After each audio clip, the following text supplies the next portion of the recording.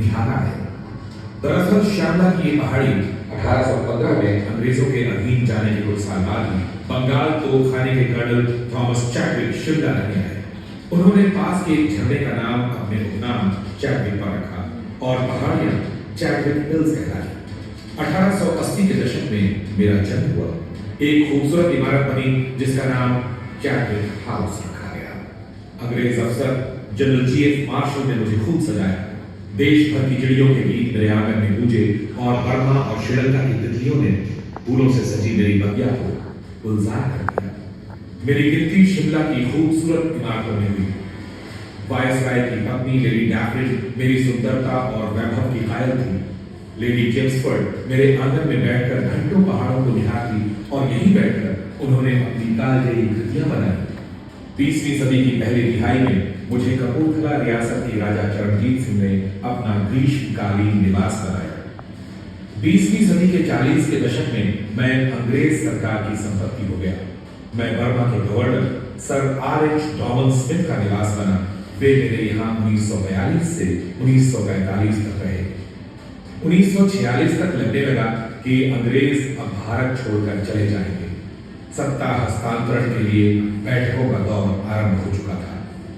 मई 1946 में sir Stafford Cripps की अगुवाई में कैबिनेट मिशन दिल्ली से शिमला आया। महात्मा गांधी के साथ कांग्रेस और मुस्लिम लीग के नुमाइंदे शिमला पधारे।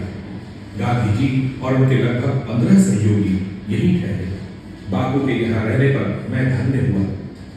वे 2 मई 1946 को शिमला आए। वार्ताओं का दौर शुरू हुआ। पंडित नेहरू और अबुल कलाम आजाद जैसे नेताओं का रोज आना होता। हजारों की भीड़ बापू को सुनने आई। 12 मई को कैबिनेट मिशन की असफलता का संदेश आया। बापू ने मेरे प्रांगण में 13 मई को अंतिम संदेश दिया और 14 मई 1946 को दुखी मन से लेकिन आशा की नई किरण लेकर लौट गए। 15 अगस्त 1947 को देश आजाद हुआ। नए युग की शुरुआत हुई। मेरे यहाँ श्री नरहरि राव की अगुवाई में भारतीय ऑडिट एंड अकाउंट सर्विस के शीर्ष प्रशिक्षण संस्थान की स्थापना हुई।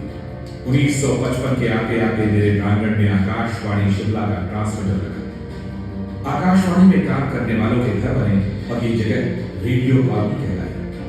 प्रकृति का शाश्वत नियम है कि जो आज बुलंद है वो एक रोज धराशायी अवश्य होगा।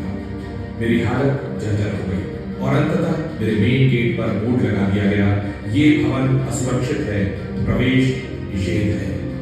अब मेरी व्यथा पर कोई रोने वाला न था। जहां कभी राजाओं और अंग्रेज अफसरों की महफिलें सजती, बापू की रामधुन गूंजती, अब वहां मरघट सा सन्नाटा था। फिर 2018 में एक दिन अचानक हलचल हुई। अधिकारियों और कर्मचारियों की गाड़ियों का काफिला आया मेरा हाल जानने के लिए। मैंने किसी को कहते सुना, अगर बापू के चरण यहाँ न पड़े होते तो ये इमारत मिट्टी में मिल गई होती। भारत के नियंत्रक एवं महालेखा परीक्षक के निर्देश पर मुझे संग्रहालय में तब्दील करने का ऐतिहासिक फैसला लिया गया। मेरी जीवन यात्रा एक धारावाहिक नाटक से कम नहीं।